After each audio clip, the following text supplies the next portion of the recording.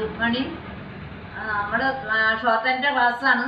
നമ്മൾ first class ഇട്ടായിരുന്നു. അതിൻ്റെ സ്ട്രോക്കുകൾ എങ്ങനെയാണ്, സ്ട്രോക്കുകൾ എത്രയുണ്ട്, അതിൻ്റെ ഇഞ്ചി എത്ര എന്നുള്ളതെല്ലാം പഠിച്ച് അതിൻ്റെ ഒരു ക്ലാസ് കഴിഞ്ഞ് ഇനി അടുത്ത് നമ്മൾ അത് പഠിക്കേണ്ടത് joint സ്ട്രോക്കാണ്.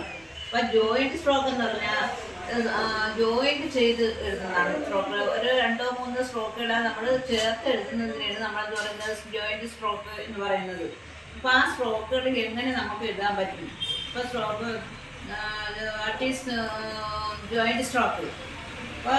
When joint must be written without lifting the pen, the beginning of the following stroke joining the end of the preceding stroke in the following exercise. ഇതെന്ന് വെച്ചാൽ അപ്പോൾ ആ സ്ട്രോക്ക് 1-2 സ്ട്രോക്കുകൾ നമ്മൾ ചേർത്ത് എഴുതുമ്പോൾ ആദ്യത്തെ തുടങ്ങുന്നതിൻ്റെ അവസാനം തൊട്ടാണ് നമ്മൾ തുടങ്ങുന്നത്. അപ്പോൾ ഒരു സ്ട്രോക്ക് എഴുതി ഇപ്പോൾ എക്സാമ്പിൾ നമുക്ക് പി ഡി എഴുതണമെങ്കിൽ പി എഴുതിയതിന് ശേഷം അതിൻ്റെ എൻഡിൽ കൊണ്ടുവച്ച് പി ഡി ടി ഡി എന്ന് എഴുതാൻ പറ്റും.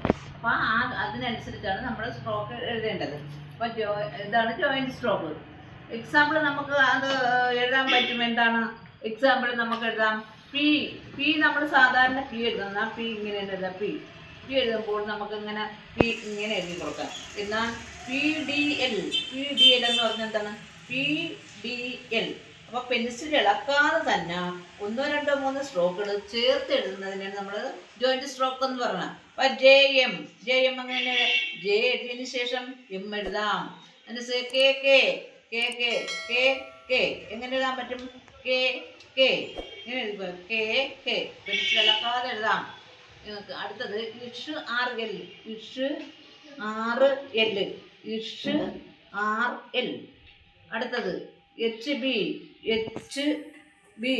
എച്ചിന് ശേഷം ബി. എഫ് ചെ എങ്ങനെ എഴുതാൻ പറ്റുന്നത്? എഫ് എഴുതിയതിന് ശേഷം ചെ. അപ്പം എൽ കെ ഡി എങ്ങനെ എഴുതാൻ പറ്റും? L K D. ഇതേപോലെയാണ് നമ്മൾ ജോയിൻറ്റ് സ്ട്രോക്ക്.